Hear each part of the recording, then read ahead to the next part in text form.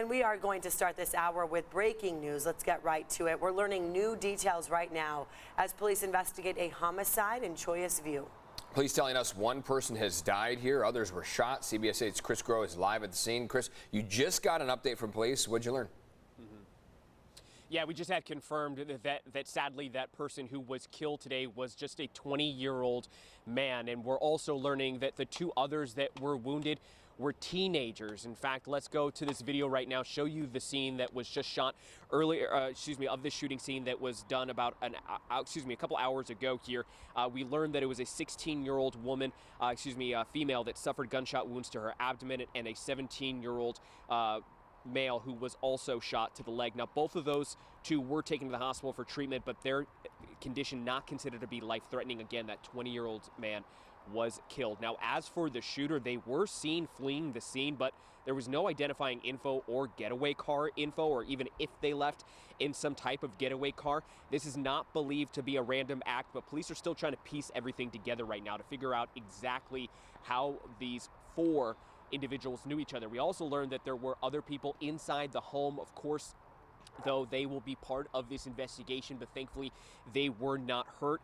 This is, again, not believed to be a random act of violence, but we did speak with that lieutenant with the homicide department. Let's play a little bit of what they had to tell us during their briefing that just happened a short time ago.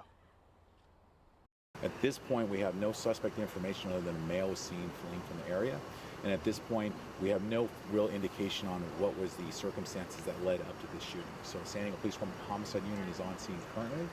We're interviewing witnesses, attempting to locate evidence, locate surveillance video that might give a little bit more depth and understanding of what occurred today.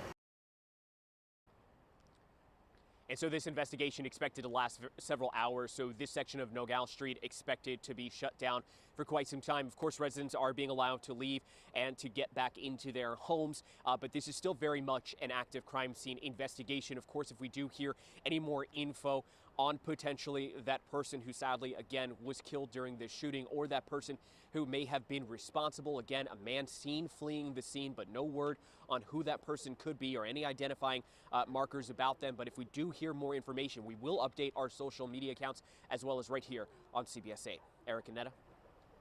Someone on the loose out there. All right. Big updates from Chris, and we'll keep you posted on that homicide investigation throughout the morning here. Our other top story, of course, the storm, dropping rain right now in San Diego County. I'm Eric Connert. And I'm Netta Rampur. So glad to have you with us here. And if you can, stay inside and continue watching the newscast because we do have team coverage on this storm right now. Dana Marie McNichol live in Oceanside looking at those conditions with sideways blowing rain. We also start with Evan tracking the rain right now. Hey, Evan. Yeah, good morning to you. Yeah, it is coming down in light to moderate fashion as we start off the morning. You might notice the wet roads as you head outside. It could be actively raining. Some spots along the coast are getting a small break in between, and this is just going to come in wave after wave, pulse after pulse, you could say.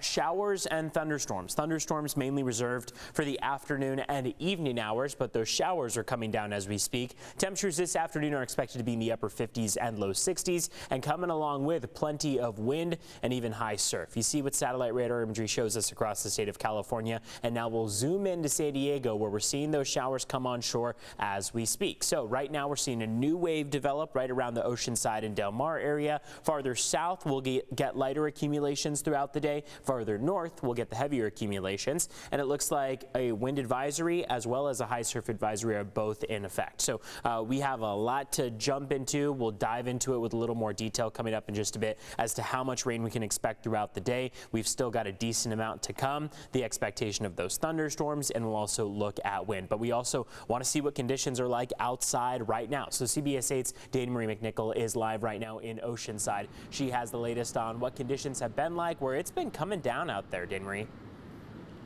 Yeah, good morning, Evan. I mean, everything that you described is what I'm feeling here in Oceanside. Sideways blowing rain. Right now it's somewhat of a mist, but we've seen a variety of rainfall from pouring to light rain and some breaks. So if you're waking up, know that overnight a lot of rain fell on our roadways. So please be careful. We were driving on the 5 freeway up here and there was a lot of puddling on the freeway. So take it slow and take that extra time. Now, as you were saying, Evan, we're going to get over an inch of rain here in Oceanside. So it's going to be a long and stormy day. High surf advisory starts at 6 a.m. So if you're not an expert surfer, stay out of the water. This is probably not the conditions that you want to get into. Now, it's not just our coastal areas that will be affected. Typically, areas like Fashion Valley, Mission Valley, and the Tijuana River Valley flood heavy during rainfalls. So trapped vehicles that could lead to, trapped vehicles and water rescues. Drivers and swimmers should take caution by staying away from that moving water because you just don't know how deep or fast it's moving. Now, he did speak with the fire battalion chief. He's in charge of the rescue teams in our area. Members of his team, he told us, just left for Sacramento to help rescue crews there as they deal with major flooding issues which have battered much of Northern California.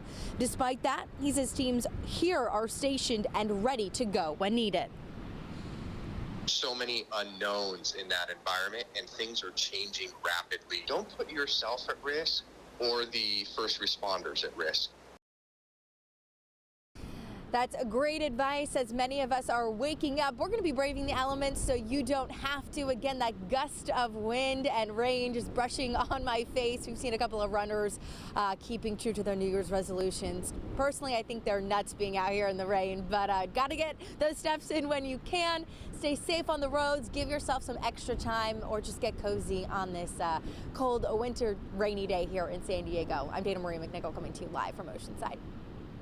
All right, Dana Marie's trying to stay warm there if you can. New video this morning of a massive sinkhole that swallowed 2 cars in Los Angeles as a result of the heavy rain. Take a look. This is video from last night. Authorities say one of the cars fell on top of the other and people were trapped in the car below. Everyone was rescued and thankfully they only have minor injuries. And we've been getting new video overnight of all the flooding across our state. So we want to show this to you right there. Those are cars, the tops of the cars. That was in San Luis Obispo, the sheriff's office ending its search for a 5-year-old boy who was sadly swept away in floodwaters near Paso Robles yesterday. In Santa Barbara County, the entire community of Montecito now being evacuated. You see those big mudslides there and all that rain looks like a river going downhill. It comes exactly 5 years after a mudslide killed 23 people and destroyed more than 100 homes in Montecito.